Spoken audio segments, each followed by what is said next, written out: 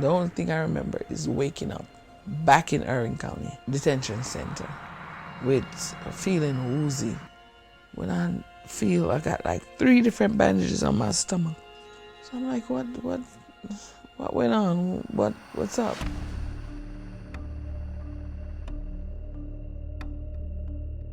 Woman after woman after woman tells a pretty similar account of what happened to them in terms of gynecological procedures that were invasive, that were done without their consent. Like, I don't have no say-so over my life. I don't have no say-so over my body. I'm just an open book. You do whatever you want to do to me. If I knew half the stuff that happened to me in America would happen, I wouldn't go. I moved to the US when I was like 26 years old. Jamaica is very violent. A lot of stuff going on down here. Violently, my brother died, and shortly after that, I left. Fear for my life. While living in the US, because I was undocumented, so you gotta be doing under the table jobs and all of that to survive.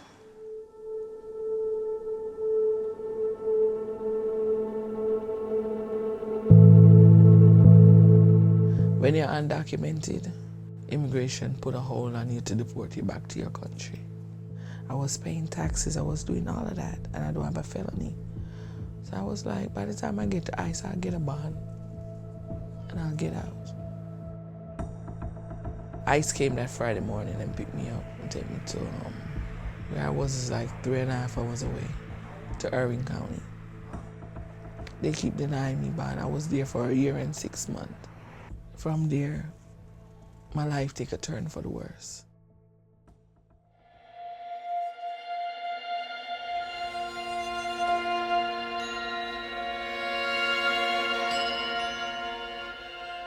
The Irvin County Detention Center is run by LaSalle Private Prison Corporation. They detain immigrants for ICE.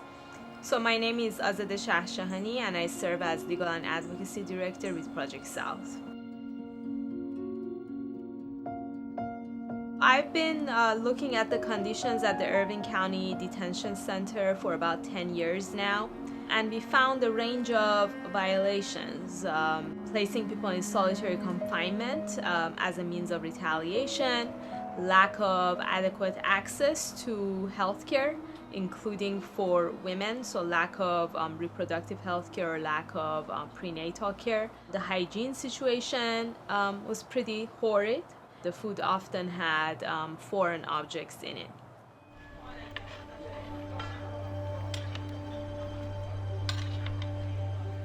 I have terrible cramps when I'm on my cycle, and I was bleeding extra heavy. So one morning, 5 o'clock, they woke me up that I'm going outside to a doctor. Before I went out, they shackled my arms, my waist, my feet. They took me to this doctor, Dr. Admin. Even while you're in the room, undressed, the guards sit there watching you. Remember, we're in shackle. Where we going? Where we going for? I feel humiliated, and I feel like I don't have no say-so over my life. I don't have no say-so over my body. It's like I'm just an open book. You do whatever you want to do to me. He started to give me like sonogram or ultrasound, whatever that is. And he told me that I got a lot of cysts and I had a mass in my ovary. They took me to the Irwin County Hospital. They told me that I'm gonna have surgery. I'm like, what type of surgery? But I was too weak to even argue with them or ask them any question. The only thing I remember is waking up back in Irwin County Detention Center with a feeling woozy. Try to get up, I feel pain. When I feel I got like 3 different bandages on my stomach. So I'm like, what went on? What's up? And they said I took cysts out.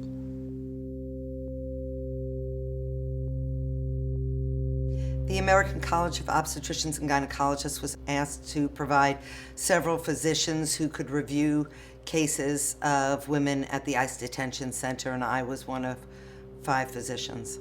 I received Wendy's medical records, and when I reviewed them, they certainly seemed in disarray. First thing I wanted to do was rule out pregnancy, but Wendy had her tubes tied, so the next thing I want to do is ask her, how long has this been going on? That wasn't documented.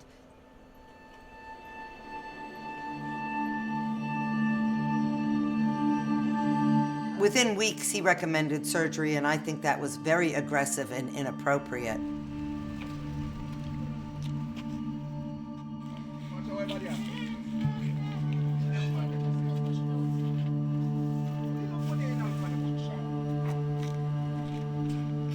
These appeared to be the normal kinds of functional cysts. At least 25 to 50% of women have fibroids that they develop before they go into menopause, and women can treat them easily without surgery.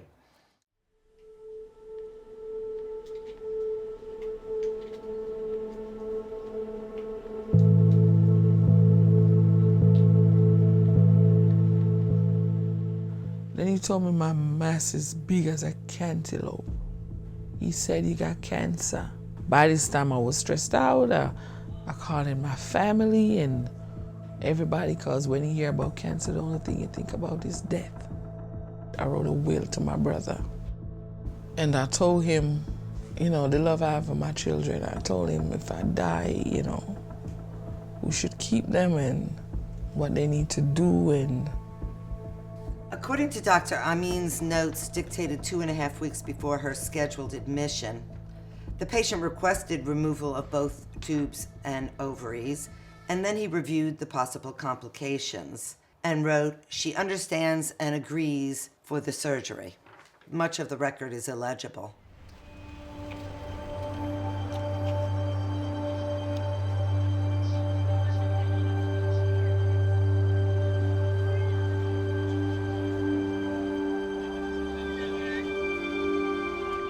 I already had a bad experience with you guys with surgery.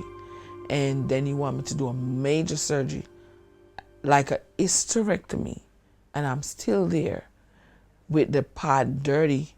So I tell them I'm not doing no surgery. They want to send me to the psychiatrist. Me saying that I don't need an hysterectomy doesn't mean I'm crazy. American law requires that we talk to patients in a language they understand at a level that's appropriate, that the average person would want to know what's going on. The patient needs to hear all of her options. She needs to be an active participant, and she's not crazy and doesn't need to see a psychiatrist if she decides not to have surgery. Then now I start writing letters and trying to get reporters, and they put me in confinement. Solitary confinement. One night, and they told me to pack my stuff up.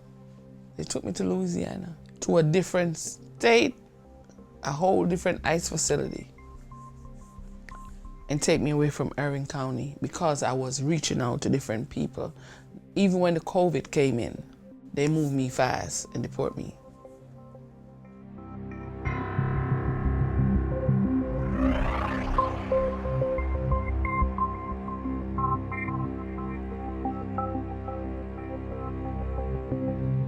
Woman after woman after woman tells a pretty similar account of what happened to them in terms of gynecological procedures that were invasive, that were done without their consent.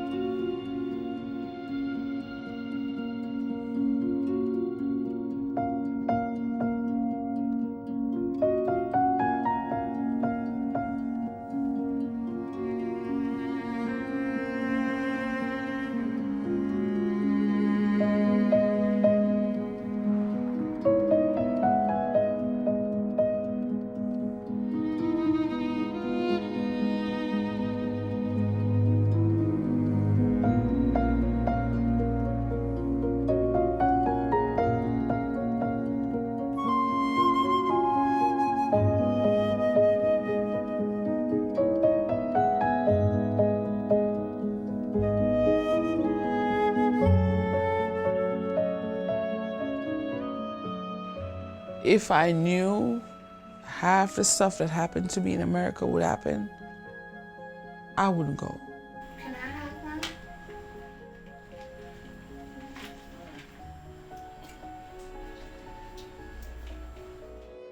Looking back, I wish I could erase that chapter in my life. Me letting the world know what I've been through, what other people been through, maybe it will make a difference for somebody else. Not to get the same treatment I get. Not to get scarred like how I'm scarred.